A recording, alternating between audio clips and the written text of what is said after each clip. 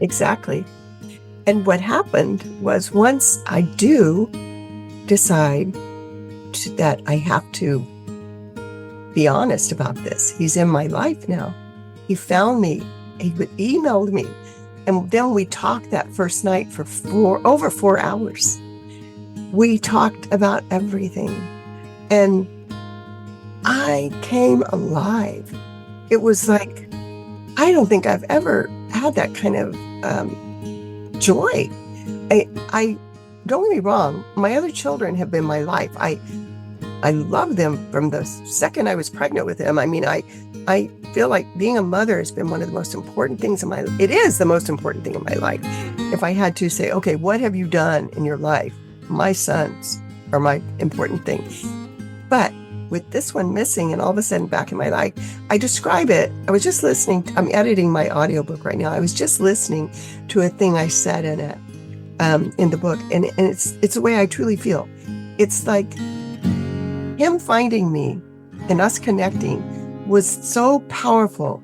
It was like that first feeling when you take your newborn home and you're just consumed with love for this child, this new little person. And you look at this child and you think, I did this. This is me. This is me. This is my child is me. Because you feel like, your children are you. They are you. And it was that same feeling, but in front of me was a 50-year-old man who had lived a life. So it was this double joy. It's like he had had a good life. He had, good adoptive parents. He was educated. He had friends. He had a family, 3 children who were my new grandchildren that I had never even dreamed of. And so it was this huge excitement. And it was just beautiful. It was absolutely beautiful. So it relieved me. And for once I realized I could be authentic. I could say what really happened to me. I can be who I really am. And it was a huge, powerful feeling to realize that I can be honest about who I really am. Everybody, welcome back to Living the Next Chapter. It's the Author Podcast. I get to meet new author friends every time I come to the mic. And it's exciting because we're going to hear great stories. You're going to learn something about your journey as an author from a fellow author and fall in love with your next favorite read. Laura's here with us today. I'm excited and thrilled to have her on the podcast. She's written a book. The book's doing very well, which is great. That's what we want to hear from every guest. And you're going to have to grab a copy of it. You'll forget this ever happened. Not the podcast, but the book. Laura's here. Nice to have you here, Laura. Welcome to the podcast. Thank you. Thank you so much. It's wonderful to be here. Awesome. Tell everybody, Laura, where are you in this big world of ours? Actually, I'm right outside of San Diego, California. Nice. I am in the foothills of San Diego. And today, December 8th, it's 82 degrees here today. Oh, come on. I'm not too happy about that because I like colder weather at Christmas time. Okay. But just letting you know. Wow. Now you're rubbing it in because we have snow here. Not a lot, but enough to be annoying, and it's cold, and you have to wrap up your grandchildren to get them to the car. That's not fun. So I'm a little bit jealous of you, but I'm happy you can have time with us today. This is great. Yeah, thank you. Thank you. I'm thrilled to be here. I really like your podcast, and I love the opportunity to talk to you, Dave. Excellent. Well, like I mentioned in the intro, your book is doing well, which is a great thing to hear. A lot of authors that are listening would love to hear those words when they're writing their book as a first-time author. I'm sure that you've learned something, Laura, in the process of writing your book, getting it out there. It's doing really well. Something that could be encouraging for an author who's listening to us today. I'm thinking of them as just starting. Like they've got a couple words, they've got an idea, but they're looking at you as a published author going, I would love to be where Laura is, and how do I get there? So if you could have time with that author as we start the podcast together, I would love for you to talk to them. They're right here with us. What would you say to encourage a new author as they listen to our conversation today? Well, my first thing I would say to any author, regardless of their age or what they're writing or how long they've been writing it, that never give up. Never give up. It's never too late. And I was, up there in age when I started writing this. I started writing it when I was 68 years old. And when I started writing my book, I didn't know what the heck I was doing. I took a lot of my story from my journals and things I had written over the years because, your memory, and my book is a memoir. So, and the main gist of my book was in 1960s. So I had to go back like 50 years and try to remember things that had happened, which it's amazing as you're writing, things do come back to you. And you wake up in the middle of the night going, wow, at least I did, and say, did that really happen? I kept writing, regardless of my fears of the type of book I was writing was, it was a very personal story. And I was going to be writing this for others to read. And part of me was afraid of what the reaction might be. It was on a sensitive subject, so I was afraid of that. But I want to tell my author friends, my writing friends, and I do all the time, don't be afraid. Do not be afraid. So many of our fears are unfounded. We don't think, who's going to want to read this? We don't think people will be interested in it.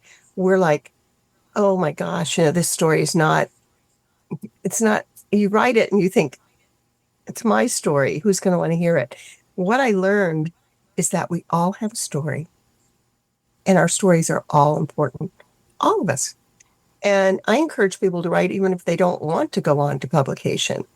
Going on to publication was a whole new learning curve for me, as well as writing. Writing had been a learning curve.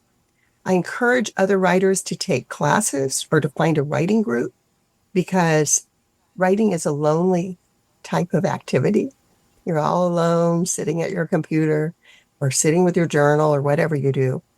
And once you find people of like mind, the other writers, they understand you. Whereas all of your family and friends that do not write, they're like, why is she doing this for years? What is wrong with her? And these other writers are like, they know what's wrong with you because they have the same disease. They have to put it on the page.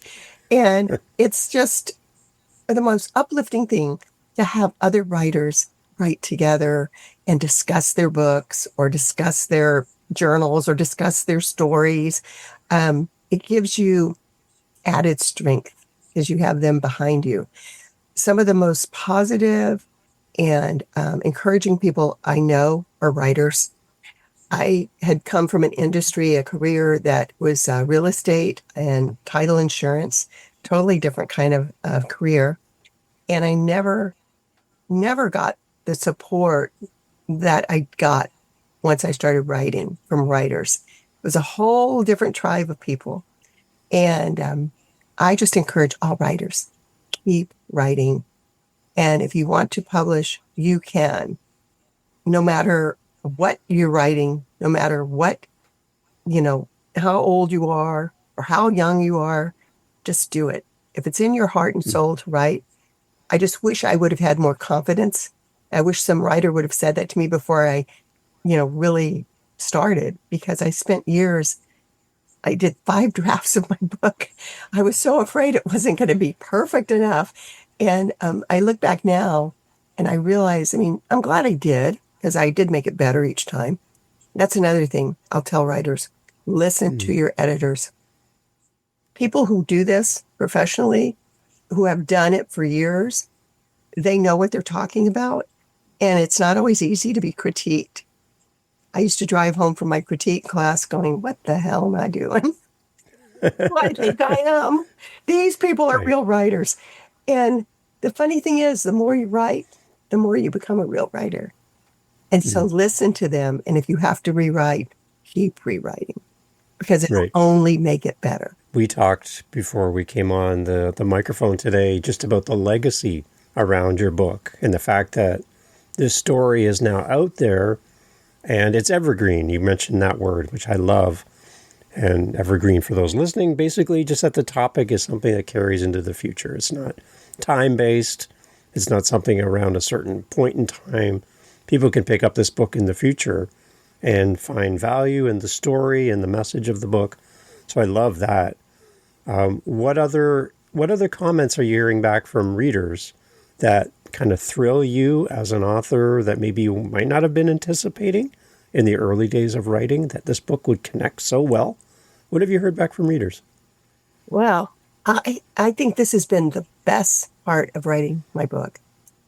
I was so, like I said, worried about I'm putting this personal story out there, and how will it make me look? How will it reflect on me? What had happened in my life? And from the first time I started my first podcast, right before the book was published, I spoke about what I had written about. And I had a flurry of emails on my website. And it was from adoptees all over the world, all over the world. I mean, this one guy says, I'm in Ireland. Somebody was in Australia. Somebody was in Canada. I mean, it was like this, it just started coming at me. And I realized these people were hungry for this story. And it made me feel so fulfilled that somebody was listening to what my book was about and wanting to hear more and wanted to hear this story. And it's still happening. My book was published in 2022. And as a writer, a new writer, a first-time author, I was told, don't get excited. You know, a lot of people will only just, won't even look at your book because you're just a newbie. Nobody knows who you are. You got to write another book before people will read your first book. They always say that. And I get it. I totally understand that. But it's still selling, and it's still a book that people want to have a conversation about. So the best reward for me has been the organizations who I've spoke to now about this book that I never even dreamed existed.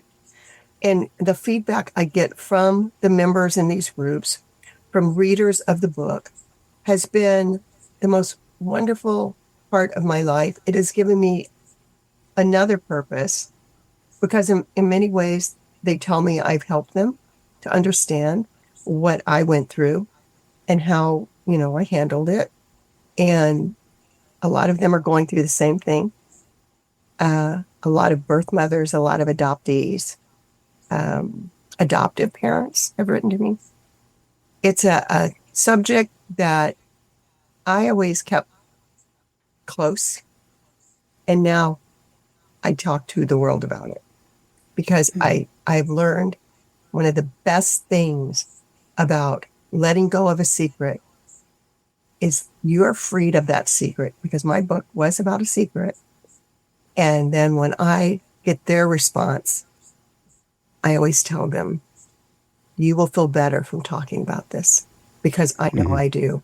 And you're talking to someone who knows the same thing you're talking about, who has the same feeling and understands it and feels a closeness to you in a way that you don't get unless people have lived through this experience. My book is about secrets. It's about adoption. It's a closed adoption. It's about being a birth mother and having to give up your son, firstborn son. It's about pain, and grief. It's about the stigma of embarrassment of what happened to me.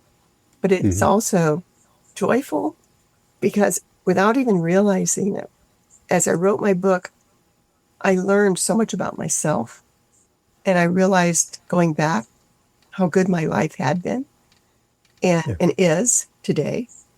So I'm able to look back on things that happened that I thought were so tragic and realize the good that came from it. Right. And so I feel that's a reward for me. Yeah. Oh, yeah. That's amazing. What was the initial idea then to sit down and write the book? Did somebody tap you on the shoulder and say, you should share your story? Something internally that motivated you to write this? Like, what was it? When I was a little girl, I loved to read, which I still do. I'm an avid reader. I read everything I can get my hands on, all genres. And I always said I wanted to grow up and be a writer. I wanted to move to New York City and write in magazines as a journalist. I took journalism classes in high school. Then my life, of course, got totally off track. And I ended up becoming a mother, having children. My life was devoted to them. I was never a writer. and I had to work. So I couldn't write and make money. And so what I did is I got into a business, and I also became a career woman. And all that time, I always had this. I was reading, and all the time I would think, oh, I want to write something. So I said, when I retire, I'm going to take some classes in creative writing, and I'm going to write a family history for my sons because I love history, I love genealogy, and I've learned a lot about our ancestors. So I'm going to write that. Well, a miracle happened in my life.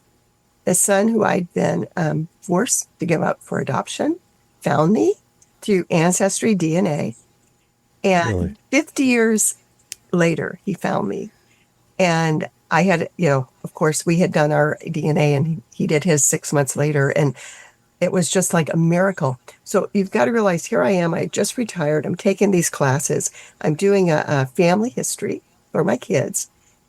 And then this happens. Well, that just blew everything out of the water. It's all I talked about and thought about for like months. And it was a great reunion. It was beautiful. And my husband was listening to me talk about that experience.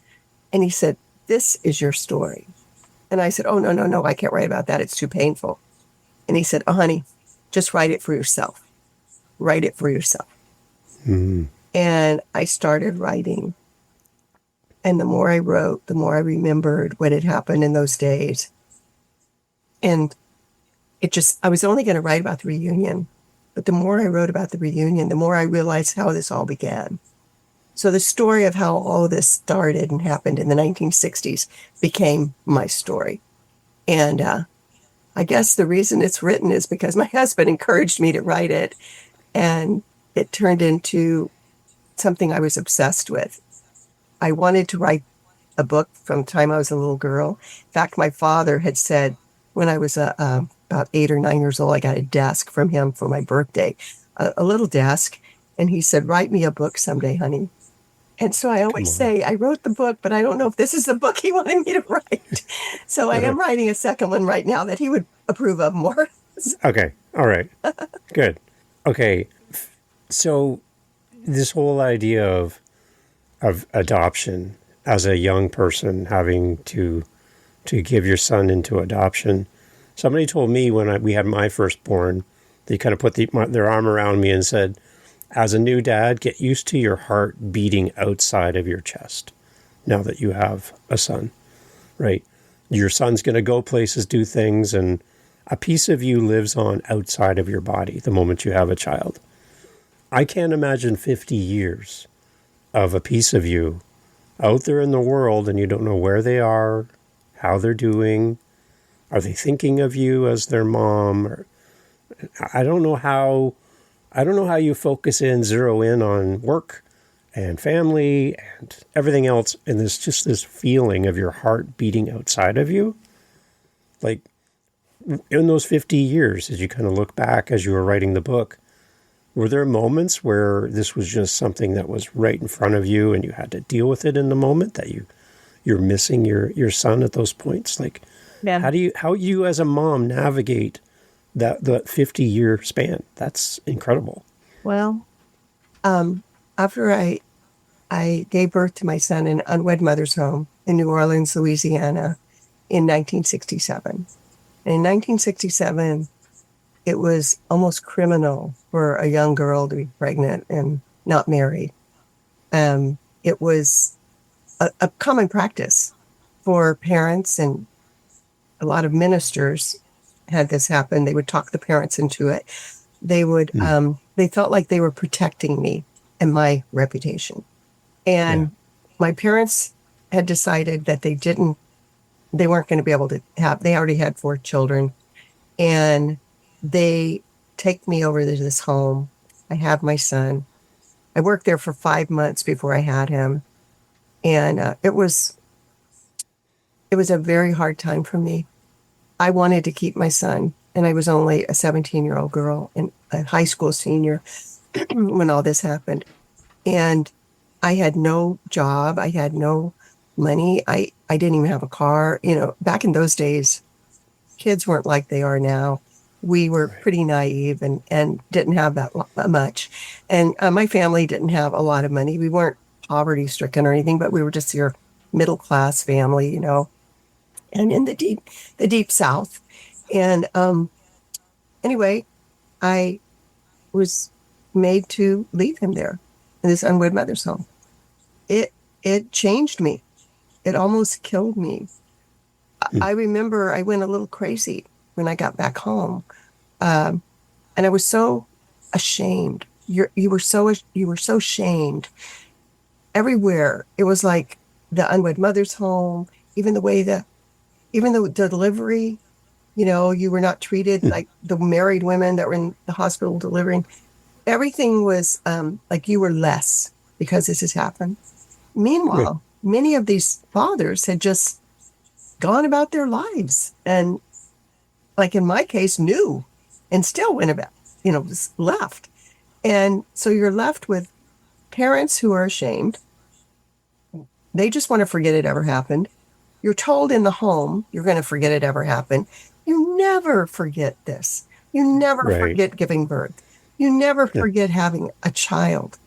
And that little child, that little baby stayed with me all those years.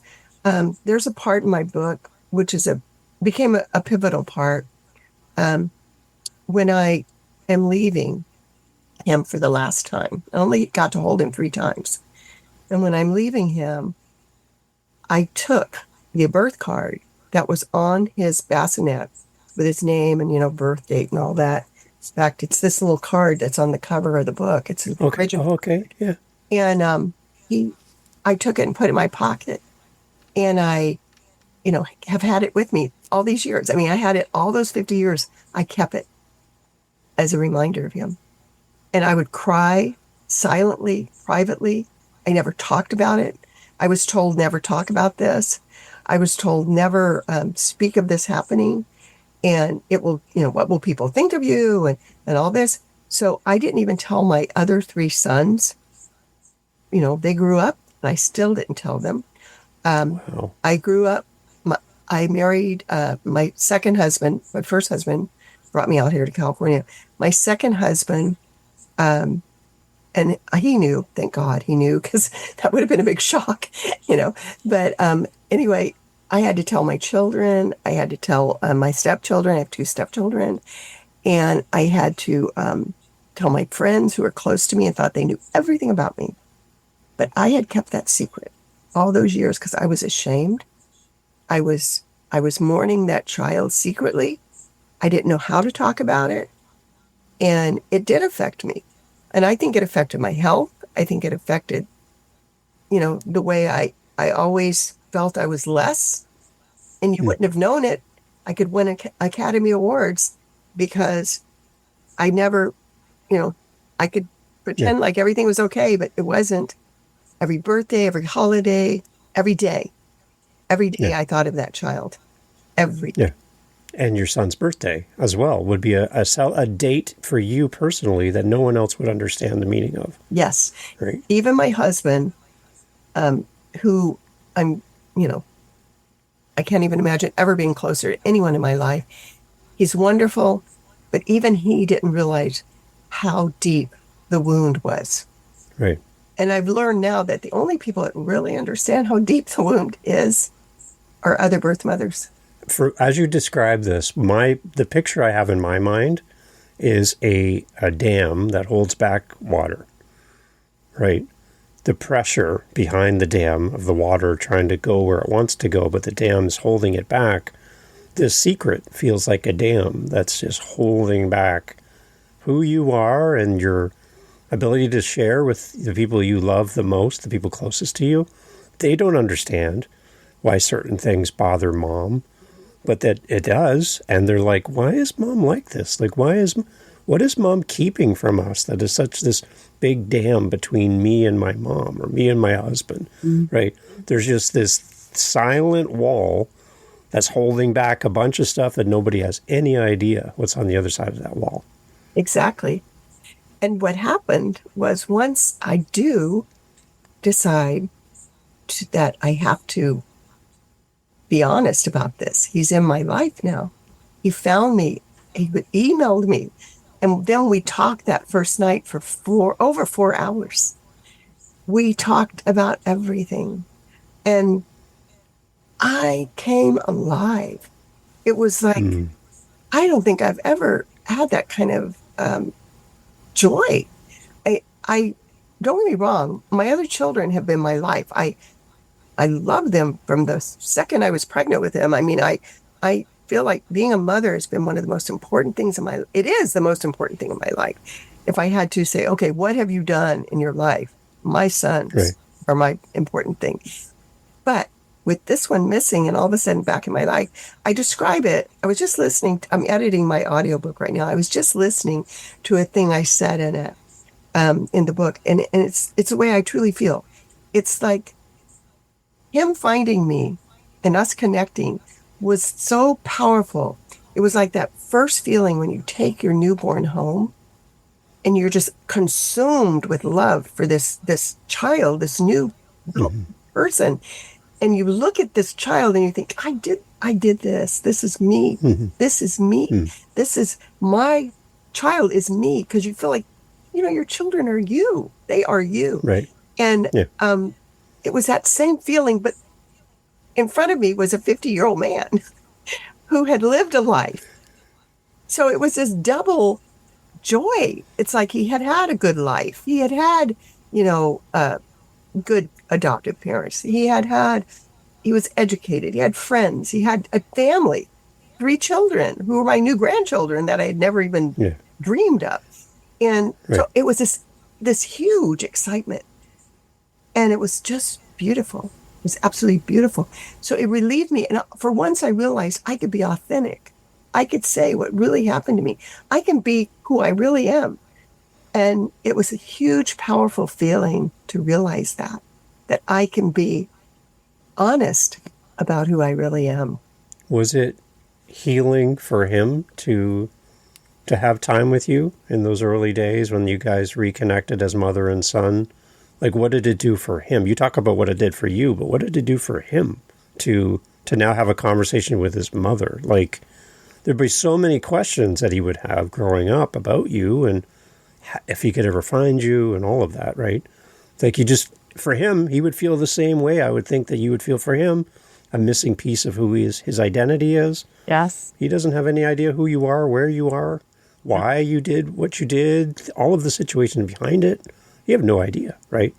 So was it healing for him then to meet you? It was tremendous. It was just life-changing for both of us. And all of these years, he had been told he was adopted from the time before he could even remember. He had always known he was adopted. He didn't want to find me, he said, for years and years and years. He said, I never looked for you. I didn't want to find you. And I was hurt at first. This is in some of our first emails back and forth. I was hurt. For a second, I was hurt. But then I realized, let that go. Let that go. Yeah. And I had always thought if my son found me, he'd be angry that I had given him up, that he would not understand. And that's not the case. He said, how could I ever be angry with you? You gave me life. He was intelligent. He was a brilliant man. And he said, I can't imagine what you went through as an unwed teenager in the Deep South. He still lived in Louisiana.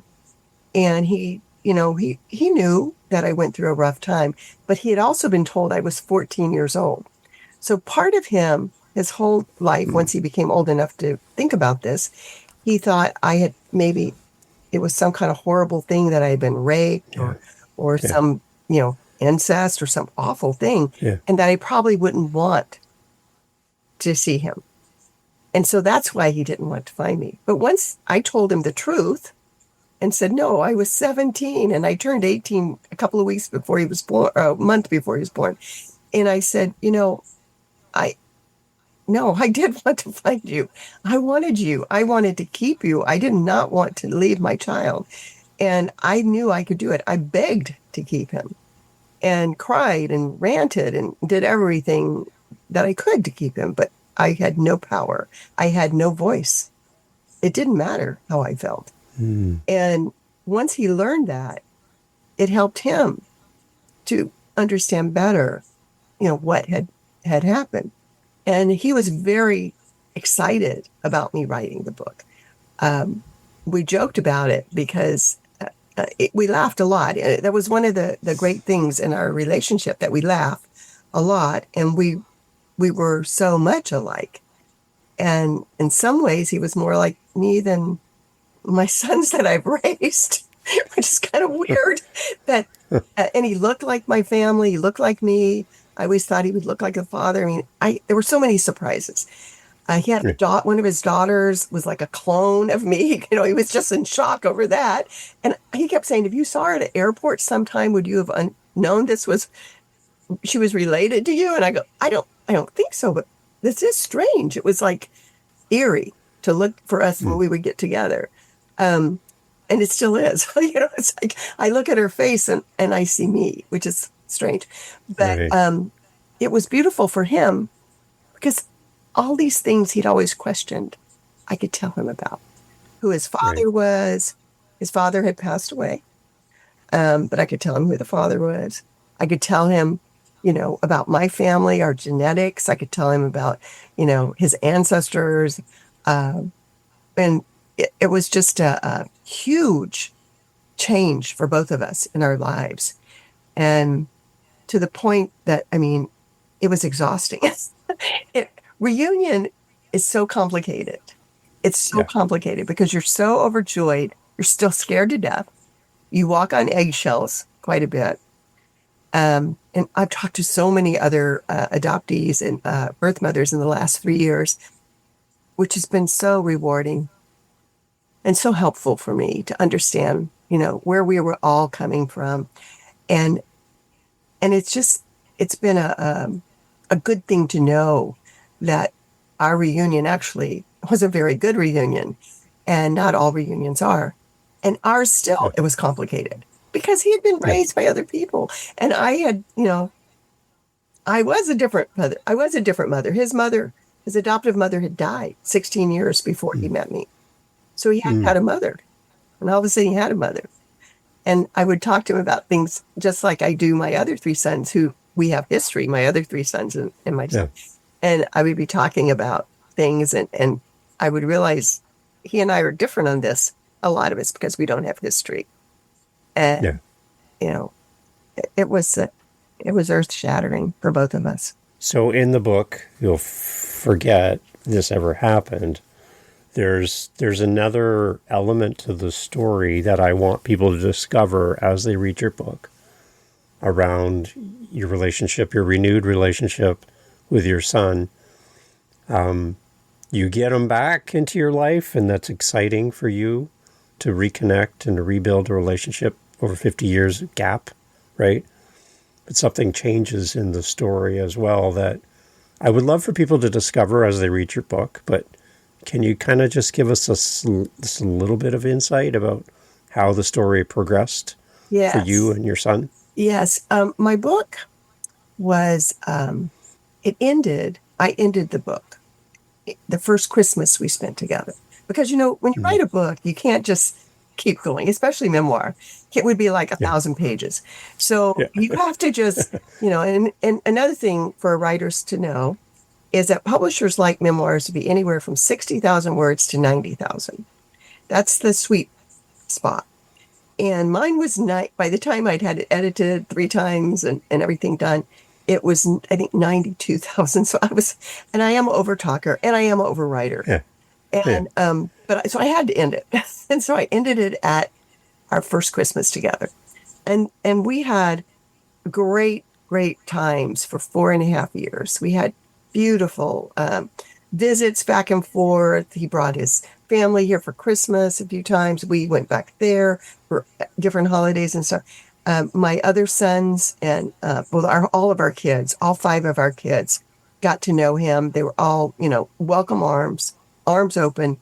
My husband was like immediately, there for him. We felt he was our son. Yeah. He just fit right in there. He was 2,000 miles away, but he was still we were visiting back and forth. Well, he went through some really rough times. During that time, he ended up getting a divorce, lost a job, different things happened to him that were, life problems and tragic in some ways. And 2020 happens. So all this time we've been able to travel back and forth, back and forth. And with 2020 and the pandemic, Right. we did not travel. My husband and I are in our 70s. We were not Yeah. about to get on a plane and go anywhere. I have asthma. And, back then people were dying. And so we were afraid to travel. But we knew he was going through a really rough time. And so we talked a lot. We talked on the phone, we texted, we emailed, we stayed close, we sent pictures.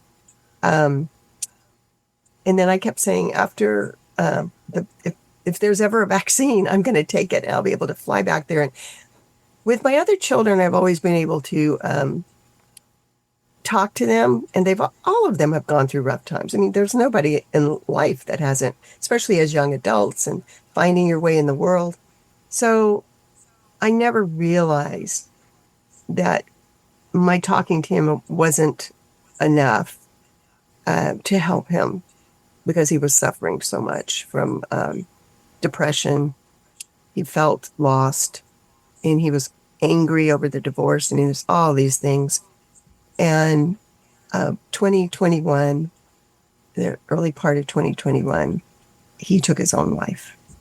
And this completely changed me again, because here I was thinking I'd been given this gift of having my son in my life and having him join my other sons. There's no better feeling than knowing where all your children are at night. There's no better feeling than having them all together, to look at them bonding and talking together. And I'm so proud of all my sons, and I was proud of him. And it almost killed me. The grief was the most complicated, hard grief, because it was like almost as if I wished we hadn't had the reunion, which was so wrong, because I'm so glad we did have the reunion. I still have my grandchildren in my life. They are part of him, and I'm the part of him for them. I'm what's left of him for them. And I'm so happy that we did have those 4.5 beautiful years, that we laughed together. We commiserated together. We could talk for hours. He was a talker like I am. And he was proud of me as his mom. And it was crushing. So what happened was, I almost didn't publish the book, because I'd already signed with a publisher. And when this end was the real end, I thought, I'm not putting that out there, because the book ended almost like a fairy tale, the way it ends. Like, okay, all this happens and all the good stuff happens at the end. And so I thought, you know what, maybe I just can't publish it, because it's too painful. The truth is not, memoir is supposed to be truth. This was not a true ending.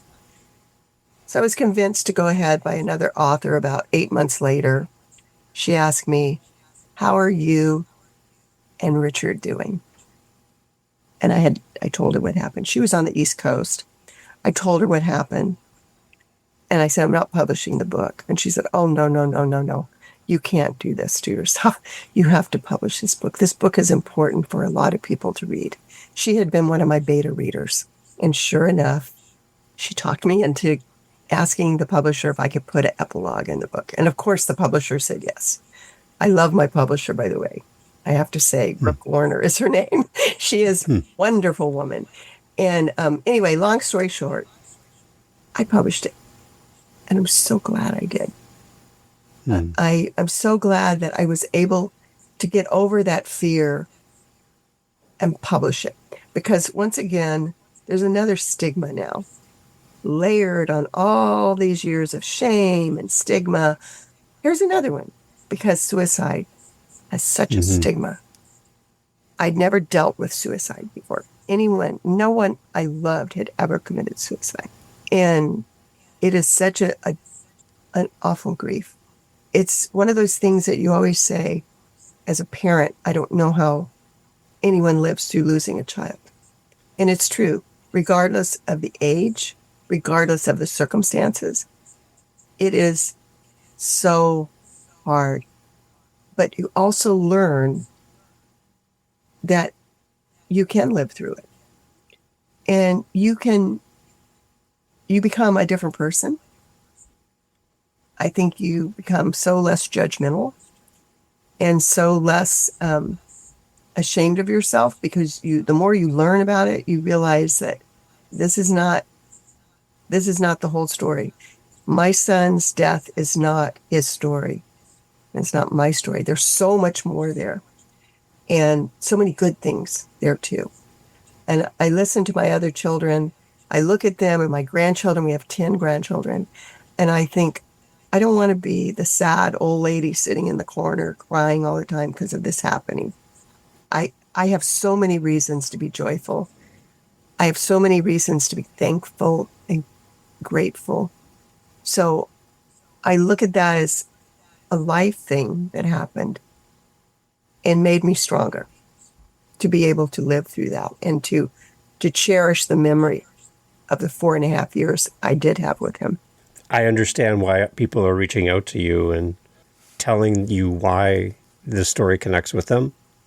It all makes sense. From what you said at the beginning, the response from people from all around the world reaching out and thanking you for the book and for the story, it makes sense that this is a book that people definitely need to not only grab for themselves, but for someone else in their life.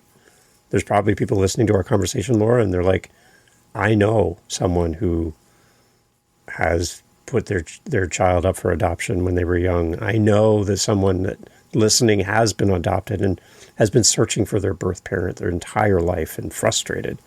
I know people that are listening who have questions about, why was I surrendered, or why did I have to give up my child? There's people wrestling with this even today. So this book will be a great companion for them, and maybe hope as well to find that person in your life that you're missing. I just think it's a timely conversation for people, and that's why people are connecting with it so much. Is it's deeply personal, but really relatable to someone else who's feeling like they're on a similar path that you've been on. Well, So all of those days where you struggled with, should I do this or not? I'm glad that you stuck with it and made this happen for us, because it's going to help even more people than you'll ever know. So it's amazing. Thank you. I think it was meant to be. Yeah. And I have to tell you this really funny little thing. I thought I'd never be able to write another book, because that book just took so much out of me, because it was so personal. It was like it took my guts out and wrung them and threw them away. Or something. I mean, my heart was broken so many times while I was writing it. I would have to stop writing. I'd be sitting at the computer with tears running down my eyes, and I'd have to stop and go outside, because I think this is not 1967. Hello, and get myself back to normal. But my parents, in many parts of the book, are not painted in the best light, because you got to remember I was a teenager. I, at that time, couldn't understand how they could do this to me and to their first grandchild. But the book I'm writing now is a totally different kind of book. It's fiction based on true stories from my father. And it's basically the love story of my parents. So I always think, well, see, now he wanted me to write a book, so now he's getting a book. And it's telling their whole story, not just this, portion of their lives when they had to deal with what was going on at that time. Mm-hmm. But yeah, it's a really amazing thing to write your story, whether you publish it or not. I encourage everyone to. It makes, even if you just write to yourself a journal or something, you understand yourself so much better, and you understand why you feel the way you do and what happened to you along the way. Laura, I could talk to you all day. Uh, I love having you on the show. Thank you for being so deeply personal with us as well. You're not hiding behind anything, and I think that dam we talked about earlier, I think that water is flowing. It's not restricted anymore. And the more people that hear the story, the more people we can help as well. So thank you for taking us behind the scenes and into your story and sharing it in such a personal way. The impact is real, and I love that people are connecting with you. For people to do that as well, Laura, where do you want to send them for your website and to follow your journey as an author as you continue to write? Where can we send our listeners? My website is Laura L. Engel.com. And it's spelled Engel. And the name of my book is You'll Forget This Ever Happened: Secrets, Excellent. Shame, and Adoption in the 1960s. But it's so much more than just that. And like I said, I love for people to, readers, I love connecting with readers. And I love connecting with other writers. And just, you can write me at lauralengel.com. Excellent. And I heard you mention an audiobook in the works, which is great. I love audiobooks. And the fact that you're going to continue writing. My ask for you, and I usually ask my guests this, you kind of jumped it, and I love that you did that you're still working on new projects. The reason I ask what my guest's next chapter is, the name of my show, but also because I want to know that there's more things coming from you as a writer. The reason I always ask my guests this is because I selfishly want more time with you, and I want to have you back in the future to celebrate the next thing. So, can you give us a little bit of a spoiler on what you're working on without giving away too much? You said it's about your parents, which is great. Yeah. Do you have a timeline? What do you got for us? Well, yeah, it actually starts in 1928. Wow. It's when my father is born, and it takes place in Biloxi, Mississippi, where I'm from. And it is a interesting story in the fact that the way my father meets my mother is truly, it's by accident. It's by it's synchronicity, I should say. Yeah. The synchronicity of him finally meeting her. And he's a teenager when he meets her. You got to remember, this is 1946 when they meet. And it's not all about his childhood, but it starts with his birth. And I wrote that because I was writing all this other stuff. And I thought, I just want to set the scene because my grandmother, who plays a huge part in my book, You'll Forget This Ever Happened, my grandma, she is one of the main characters in my first book. Well, she's a main character again in Daddy's story, of course. But it's a love story. It has humor in it. My reading group loves it, which I didn't know if they would, because once again, as a writer, you're thinking, who's going to let her read this? It's my daddy's stories that he told me. And they're so fascinated. They're so cute. They'll say, how did you think of this character? I go, no, that person is for real. That is a real character. I knew that person. And or they'll say, wow, these names you come up with. I go, no, those are their real names. So, I mean, it's just been a real fun thing writing this compared to writing my first book. And, I'm probably in the second draft of it right now. Good. So it will be a book one day. And I would love to come back on your show. I love your podcast. And I appreciate so much being able to talk to you and get to know you. Well, you're an amazing guest. I encourage you to keep doing this guesting thing, because the more people who can hear about you and what you're writing about, the better. I just love how you show up in this world, Laura, and what you're writing. And I'm cheering you on up here in Canada. I'm thinking, this is really great. We need more writers like you. And just keep writing. Don't stop. You got a gift, Laura, and I'm thankful you could come share your gift with us today. Thank you so much, Dave. Excellent. Everyone, all information, as always, in the show notes. I'd really encourage you, when you buy this book, it's holiday season coming up at the time of recording, grab a copy for yourself, grab a copy for someone you know and love who's also going to love this book. Buy 2 copies. Leave reviews as well. Let people know why you love these books, right? Let's share exactly what, from the story, from the writer, from the tone of the book, something that spoke to you as a reader. so that more people will find Laura, fall in love with her book. You'll forget this ever happened. It's a touching book that we all need in our lives. And you know somebody's going to love this. So definitely share this and share Laura's website with them as well. Laura, thank you so much for being on the show. Thank you. Thank you, Dave. Hey, thank you so much again for pressing play. As you've heard, great guests on the show. And one thing you didn't hear in this conversation is what? What did you not hear? Think about it for a second. That's right. Not a single solitary commercial for a mattress or a supplement or a whatever you call it. No. Why? Because we don't want to break up the conversation with commercials. So the fact that you're still here means that you are a fan of the show, I'm assuming. So if you want to help to keep the podcast going and to make me feel really happy, all I really care about is coffee, okay? I just got to be honest. I love coffee. I'm drinking one right now. It's starting to get cold. I need to warm it up. Helping us with our Buy Me a Coffee link over at livingthenextchapter.com and also in the show notes helps kind of keep the lights on around here. Remember, I'm doing this for free. I'm paying for everything. So I would love to have a little coffee donation, even $5 kind of fills up my cup. And I would love to enjoy a coffee from you. So if you're interested, again, thank you for listening. But you can use our Buy Me a Coffee link and fill up the cup. Thanks for being here.